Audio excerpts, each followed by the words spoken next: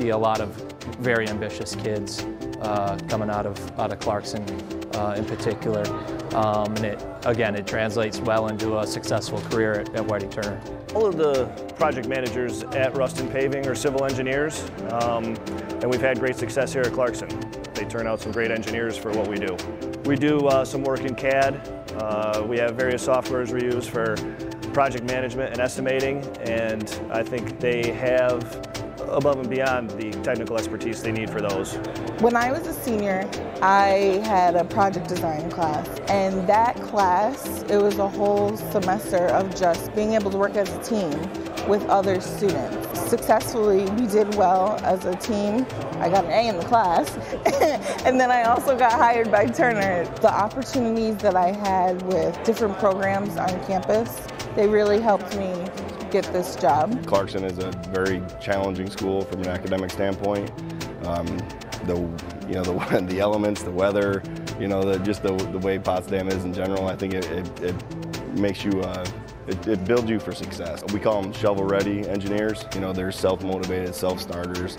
The other good thing about Clarkson is the kids want to be adventurous, they want to branch out, but they're still, academically very strong. We have good success with Clarkson students, both interns and full-time students. They come in and they're technically ready to go.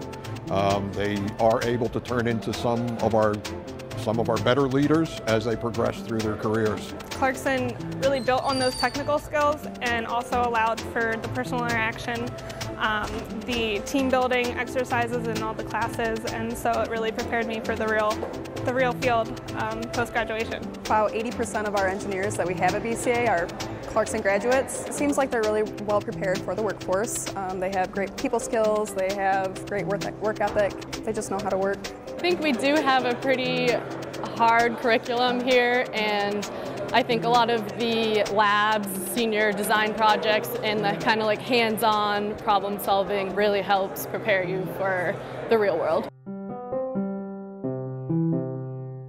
To take it from some sort of drawings or something that we have here and all done, and then turn it into something real, I mean, that's it. That's what it's all about. And the students, they come here and they sit in class for years or whatever. They need to realize that too. They need to realize that in the end, it's about turning some idea into some sort of reality and seeing it work. And seeing all the problems associated with making it work, I think is really kind of an eye-opener for them. So it's good, it's great. That's really what it's all about. I think it's a big part of my education because, like I said, it's not something I'm going to be able to learn in the classroom. This is a very unique experience that I'm very lucky to be able to participate in. I'm learning a lot about the design process, as well as all the steps of good engineering design. Today we're focusing on the electrical end of the system downstream of the turbine. So the wind turbine generates electricity, and the kind of electricity it generates is not very well regulated. It changes in magnitude, it changes in frequency. It's not something you can really use. So that involves a couple different components. One of them is turning the essentially AC frequency that's generated from the wind turbine, which, like I said, is not uniform, it varies. Rectifying that into a DC type of voltage, and then passing that through an inverter that then creates something that can sync up to the grid. So this is the generator that we have sitting on top. This is just a temporary structure so that we can do some mock-up. Essentially, we're mocking up the entire system here in the lab. The generator, the rotor and the hub, all the electrical downstream. So to kind of give you some idea, this is a template for one of the blades. So it would go on something like this. But this is just the wooden template. We're actually having the blades made by a company in Schenectady, and they should be ready within a month or so. We're enclosing it with this duct that you see here on the floor, which has been made by one of our alumni, Thomas Baum, class of '69. And he produced this in his shop down in Little Falls near Utica, New York. And so he's been working with us, which is really quite exciting. So in conjunction with the whole electrical downstream aspect of it, we have this, I guess you could say, more mechanical build phase that we're working on here right now.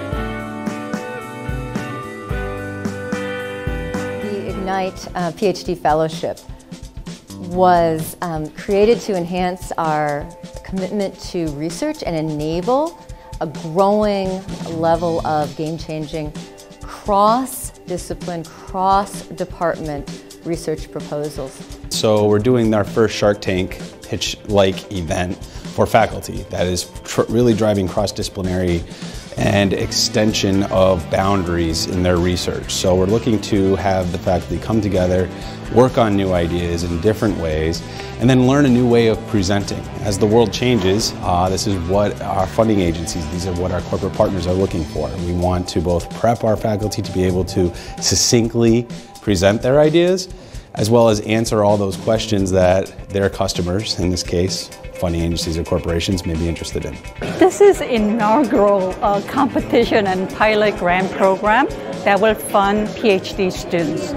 So it is really funding the projects, and the faculty is getting human resources, graduate students. The prize is worthwhile because it gives continuity of funding for PhD students to attract the best students. That's almost a secondary objective of this exercise. Really, the exercise is to show the relevance of research that Clarkson faculty members are undertaking, relevant to their life on campus, the life of our students, and of course the life of the nation. That's where we generate new ideas, and so the actual funding to support that is, and competing for that is secondary to the idea that we're showcasing what we do. We are committed to supporting and enabling every one of the research teams that were in the competition today. In fact, our judging committee has committed to work with each of the teams, and we have some fabulous ideas for those research groups that were not awarded to make connections to partners, to collaborators, and to funding opportunities. Actually, we started the idea of President's Challenge sitting at a booth in the Cheel dining area, and when we were sitting there we thought, wouldn't it be nice if our idea could catch fire and take us someplace, and we said, because us 5 broke girls sitting here need something to do, and that caught the name. We are 5 broke girls, and our main problem that we're trying to solve is navigation around campus. So coming in as freshmen, we saw a need for some help getting through buildings, and so our original thought was maybe having something autonomous take you around campus.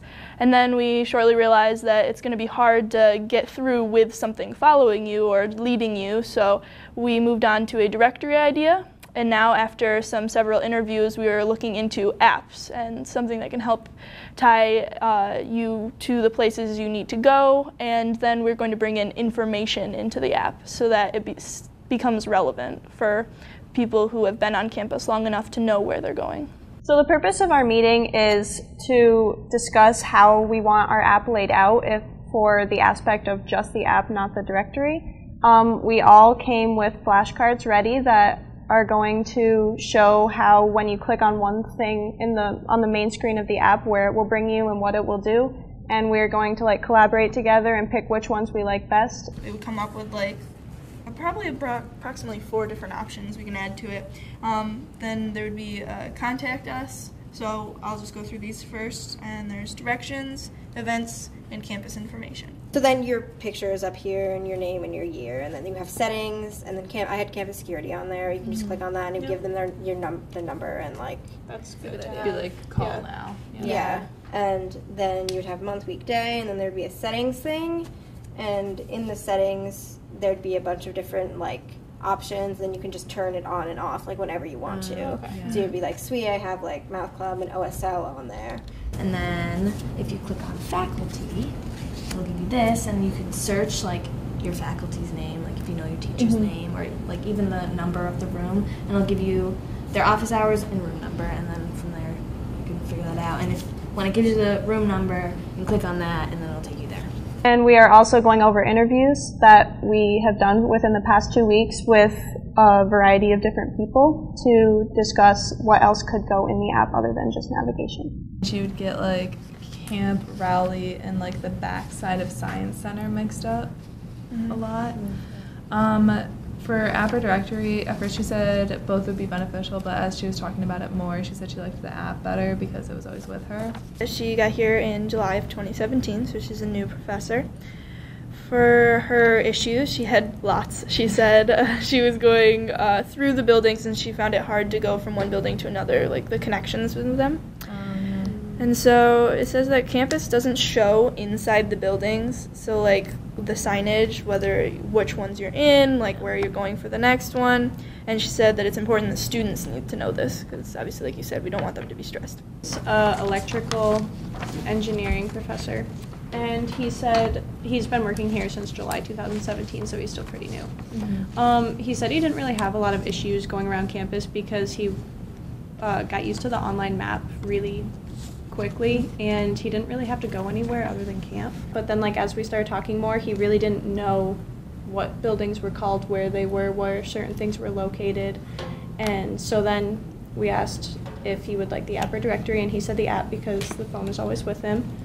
And then for the 3 things, he wanted parking to know, like, when. I think our person Yes, he also said that parking, because he said if he invites like a professor from a different school to come to his office, like, and says park in the Rowley parking lot, they don't know where that is, and it's not on Google Maps. We were really able to get a more concise view of what our app would look like and be able to map it out better, because at first we kind of had an abstract view of, oh, we want an app to kind of help with everything, but today we were really able to map out the nitty-gritty details of that app. Definitely think we team bonded a little more, talking about like all our artistic skills, and I think we definitely have a better understanding of where our project is going to lead to and like how our prototype is going to end up. So I think that was helpful.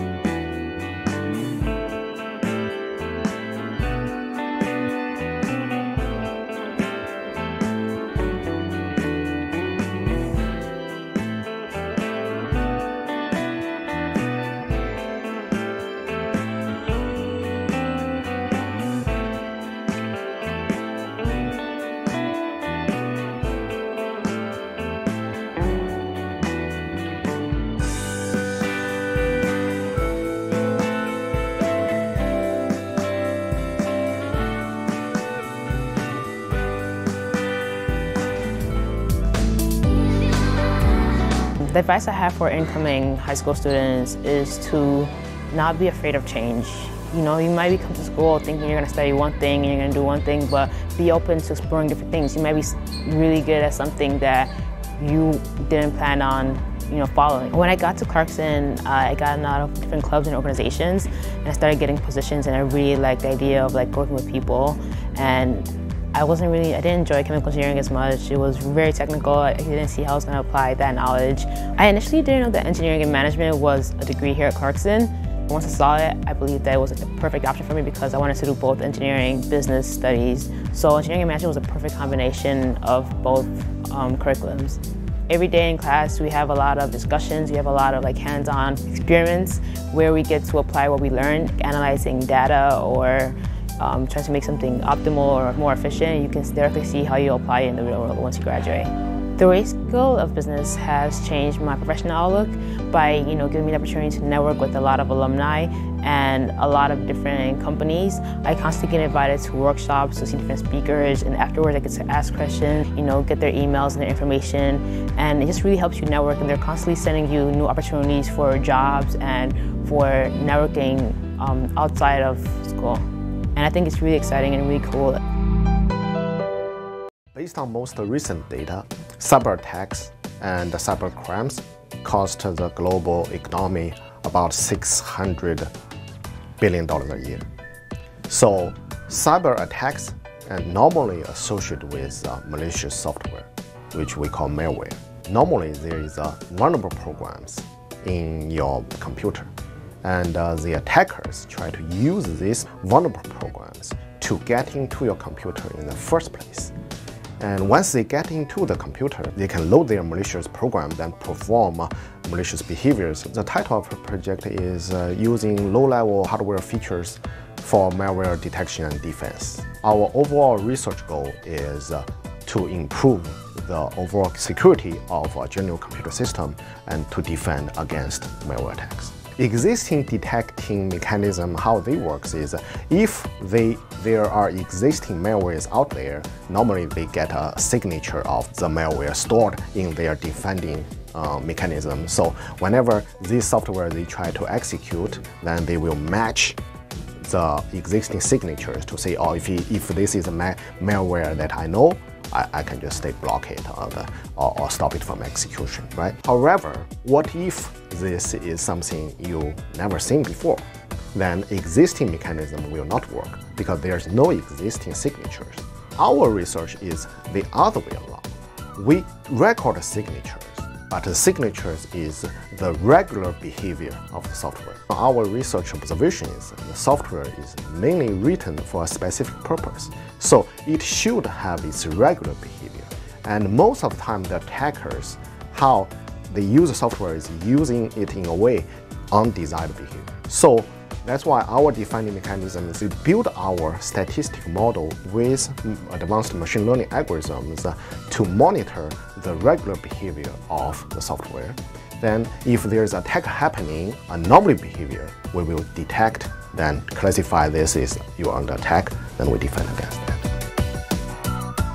Clarkson Open Source Institute. So we are a lab dedicated to free and open source software. I guess it's been described as half clubhouse, half academic lab. COSI is a student-run organization. We are under the umbrella of the computer science department. But all of our decisions are made in-house. We have a forum where we democratically vote on how to use our budget and what to do. And in general, we are focused on education. People do things from like doing server room, maintaining servers, doing VR development, operating system development, robotics. It's really about learning and teaching is kind of how the cycle goes. You learn something, you teach it to someone else, and then they take over and move on, and then you move on to your next thing. It's kind of a jack-of-all-trades lab that's meant to allow everyone to get some experience in whatever field they're interested in. The people who are in here all the time become good friends and family, and we keep in touch, and we have a strong alumni network that we talk to all the time and get who come in back to see the labs and things. But yeah, so we are definitely a very tight-knit group. We don't need to know things to come in here. The whole point is to come in here. Most of us came in here knowing nothing. So we came in and we sat down and we joined a conversation and we asked, what's that, or what are you talking about? Could you explain that to me? Can I help you with that project or this project? And soon you become the experts and are able to participate just as much. So all you really need is interest to come join.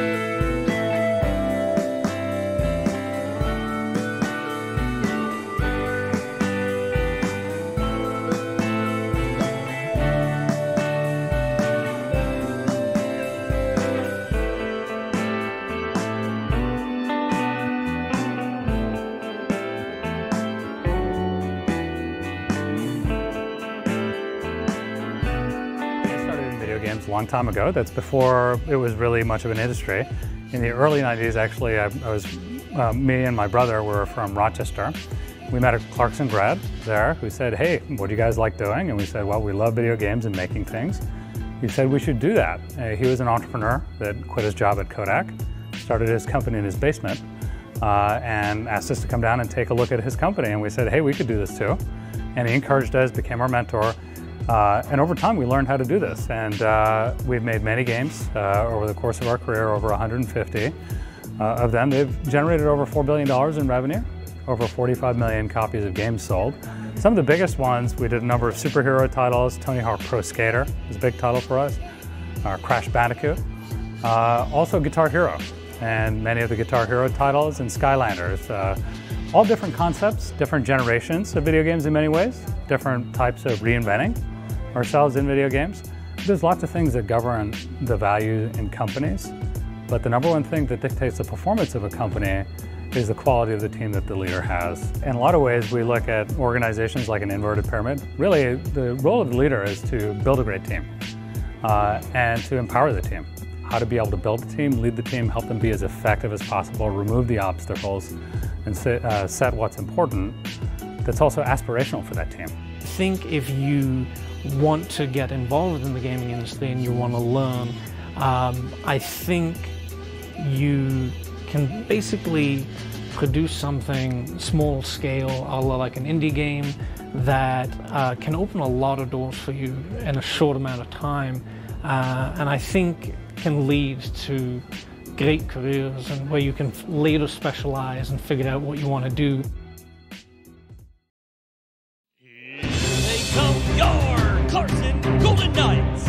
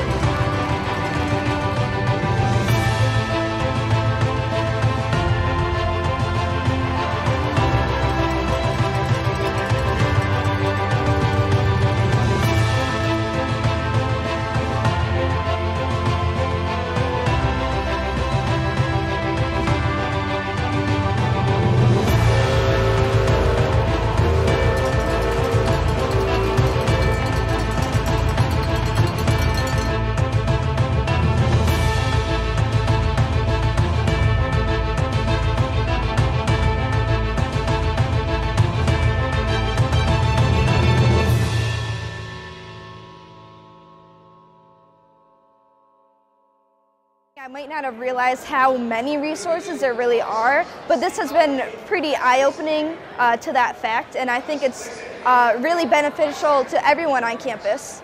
A lot of excitement here on our campus today for the first annual Ignite Fest.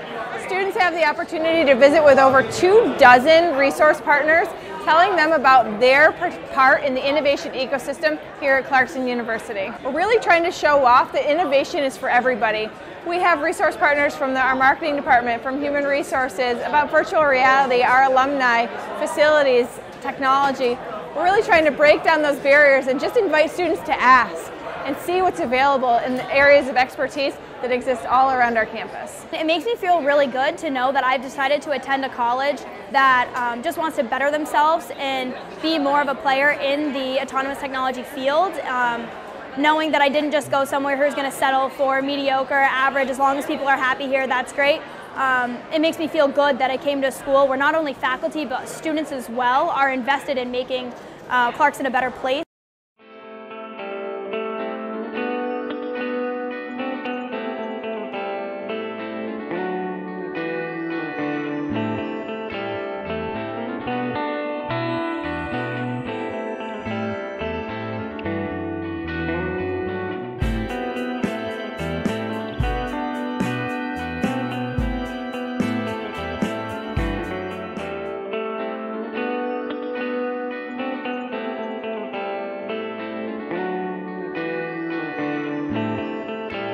So the idea is you want to capture CO2 from power plant flue gas. It's something that's a major contributor to global warming, and it's also something that has potentially high economic values, because you could actually take the CO2 and pump it back into oil wells and into shale formations to kind of reinvigorate the well by repressurizing it. There are so-called liquid amine scrubbers out there to do this. Yeah? However, they are not stable. They decompose over time. They're rather expensive because you need to regenerate those materials, and you need to put a lot of energy in the system to regenerate these materials.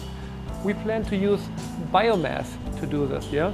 But actually not biomass, yeah, we will transform biomass into carbons, into activated carbons. And those activated carbons, they are first of all cheap, yeah, super cheap. This is what we need. And also, they are scalable. Yeah, you can easily scale this up to the ton scale. And but most importantly, they are very effective. Yeah, they have high CO2 absorption capacities. And the only way to really be able to do this is to use effectively either waste or nearly waste, i.e. things that are close to being free precursors.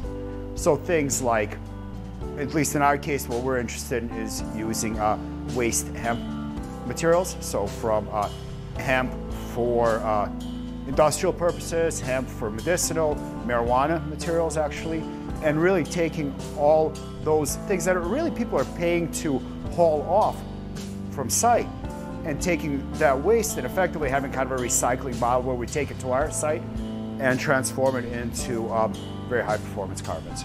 So the thing with hemp is that the structure of hemp fibers and the inside of the hemp plant, the hemp herd, is such that, at least in my group, we've discovered that it's fairly, I wouldn't say completely straightforward, but very economical and very doable to take that initial structure and make it into a very high performance carbon. But the trick is to get the pore size, the porosity, and the chemistry correct. We haven't gotten the structure exactly where we want it to be at the kilogram scale, and we haven't gotten the cost where we want it to be for it to be very affordable for power plant applications for CO2 capture. But I think we'll get there within the next few years with some resources. So at our last meeting, we were discussing on how our app was going to go together with note cards, and then we took that and put it into a app prototype. So now we have a functional kind of like tutorial as to what our app will be, and we've gone through to make a video to market that app and show what the problem is. So our video, it goes through a story of a character that we have made up to bring through the problem on campus of getting lost. So the video brings a student from the start of the problem, and it brings him all the way, like shows all the steps he took to get to the solution. It's a real quick video, so yeah. And the third scene, which is hashtag save the sea turtles. Yeah, should I say that? I just was being funny. I don't. The 185 posters on the wall you see every day will no longer be wasting paper and ink. Hashtag save the sea turtles. Sea turtles. I put that in there. I was bored. It doesn't need it there. I kind of liked it. Hashtag it is kind of cute, but hashtag save. We'll decide if we have an extra couple of seconds. Put it in parentheses. Save the rainforest. Save the rainforest or sea turtles? We're saving everybody. Save the rainforest. I feel like that's less. It's a paper one. You know. It's also less like offensive if somebody's like, don't make a joke out of that. Yeah. There's actually sea turtles died and stuff. Yeah. No. Yeah. Save the rainforest. So I feel like we should say something else there. Okay. Yep. Oh. Yeah. We met with Katie and Aaron from the Ignite office, and we talked about how our video and tutorial looks right now and how we can kind of bring them all together and make them look presentable for the display coming up on the 13th, and how we want to improve our current app and report. So we have our open pin page right here. You can either choose that you're a student faculty or you can choose that you're a guest. So I'll click that we're student faculty and then sign in. So this is our homepage.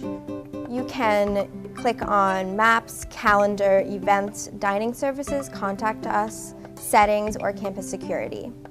So if you click on maps, it will bring you to this maps page. It'll ask you where you are.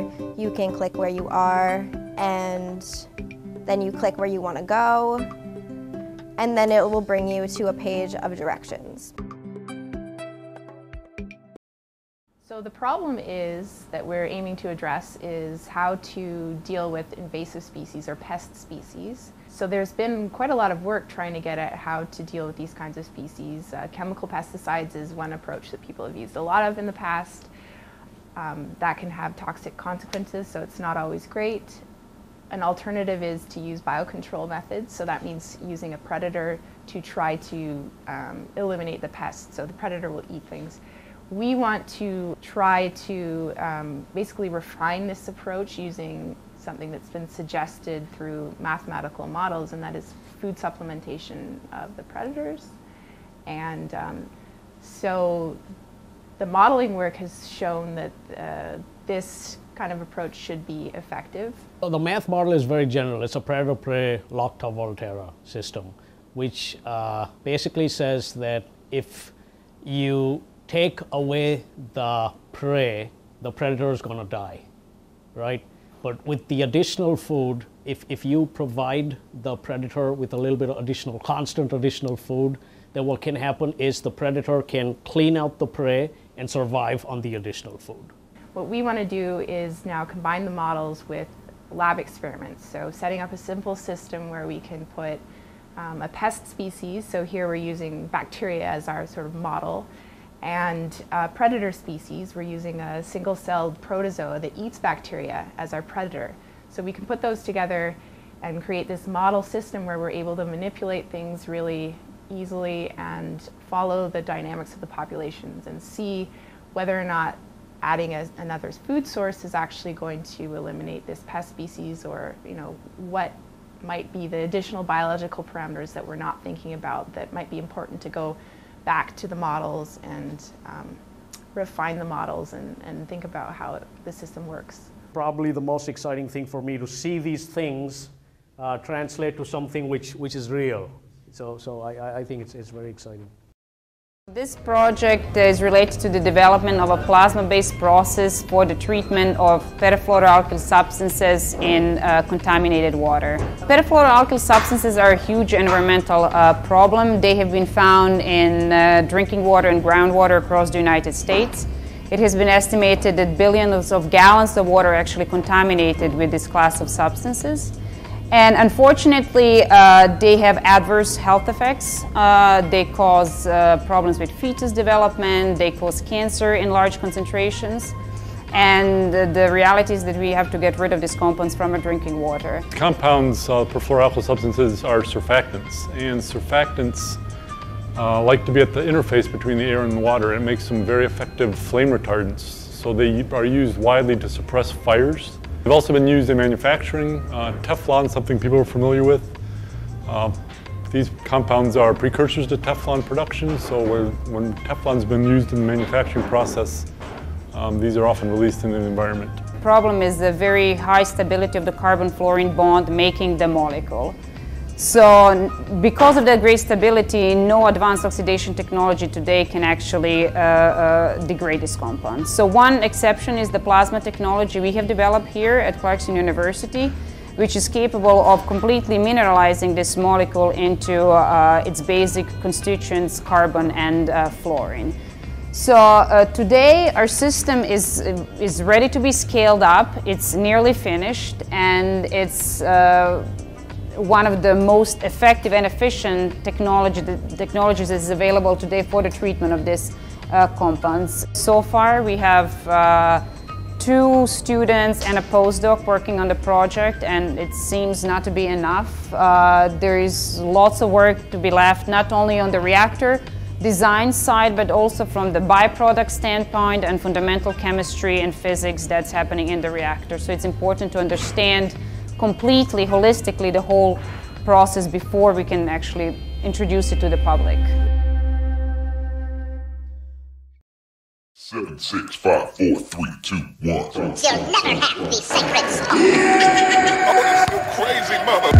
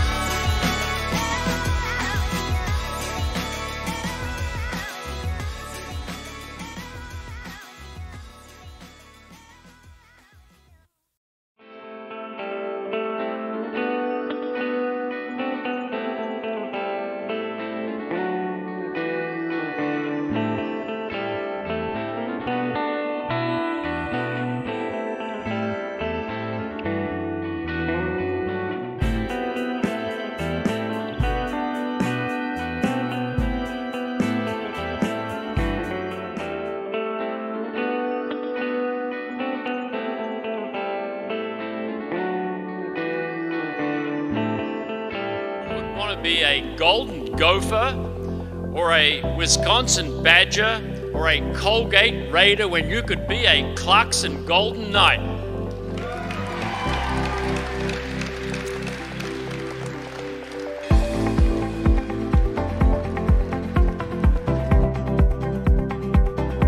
April 11th, 2018 shall be hereby known as Clarkson Women's Hockey Day.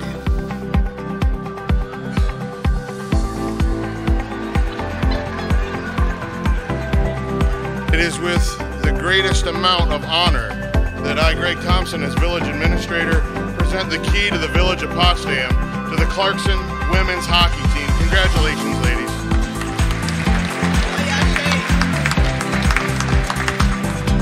I know I speak on behalf of my entire team when I say that getting to put on the Golden Knight jersey each night is so much more special to us, knowing that we have the best fans and the best pep band and the nation supporting us.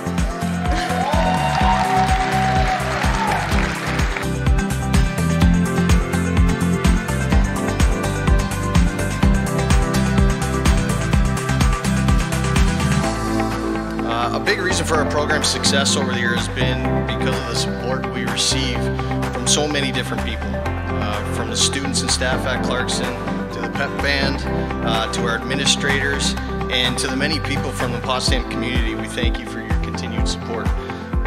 You've all played a part in some way or another in us being up here on the stage right now, so thank you.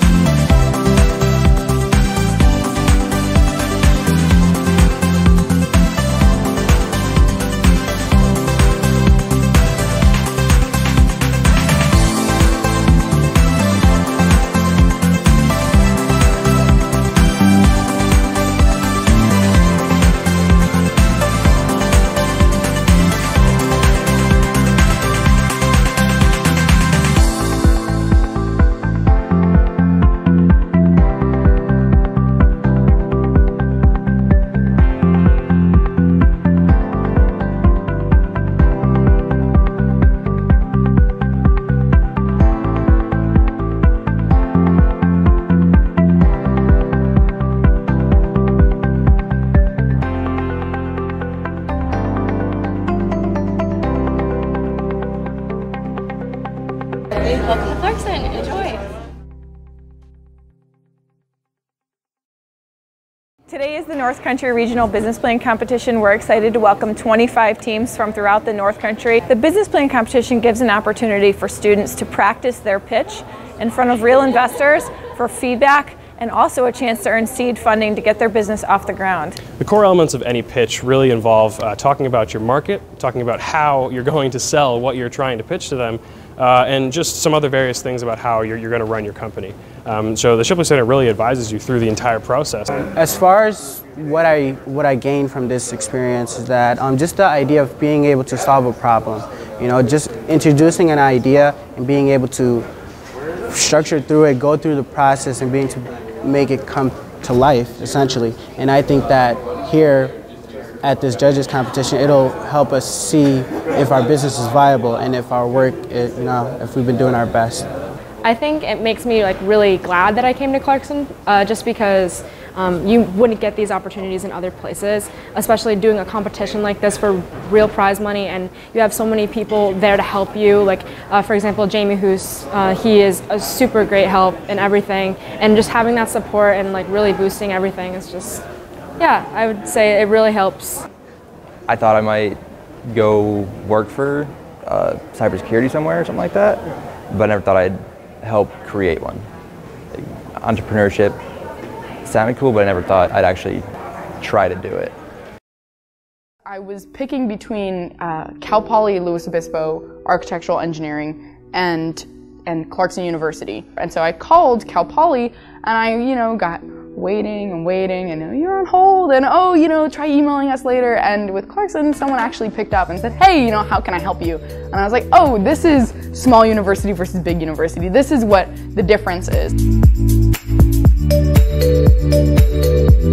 So I was in my engineering class. My teacher was just like, what are you thinking about going into? I was like, well, engineering. It's my favorite class of high school. And he's like, you have way too many social skills, so you need to find a way to integrate business somehow. And UC Berkeley, it was a brand new program that they started fall 2017. And Clarkson's engineering and management program has been here for over 50 years. Might as well go for tried and true as opposed to being a guinea pig. I'm really interested in smart buildings. So the idea of self-sustaining and using outside resources to help the inside.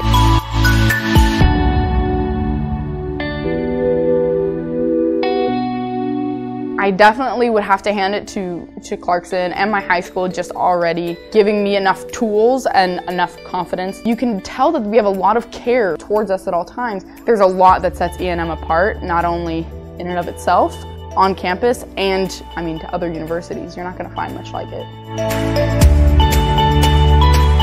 You can, sit in a classroom your entire life and you'll learn some, but you need that application of it. That's why I love E&M 121 is we have a lecture portion and then we have a lab portion where we have to apply everything we learn in class.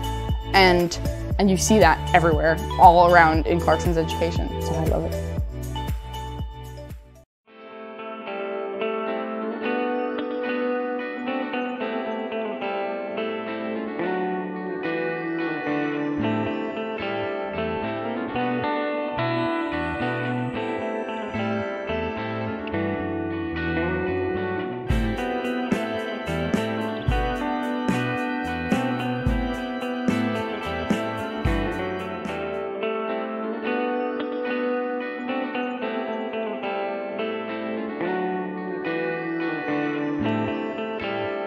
Working at a hospital in a cubicle 9 to 5, new graduate, exercise science, I was expecting to get more hands-on working with the clients, and I really wasn't getting that face-to-face interaction with the clients. I went through the phone interview process with Clarkson, and the school itself seemed more organic. A lot of the schools that I talked to were more of kind of robotic feel to it. So it just kind of felt like, the professors wanted me here.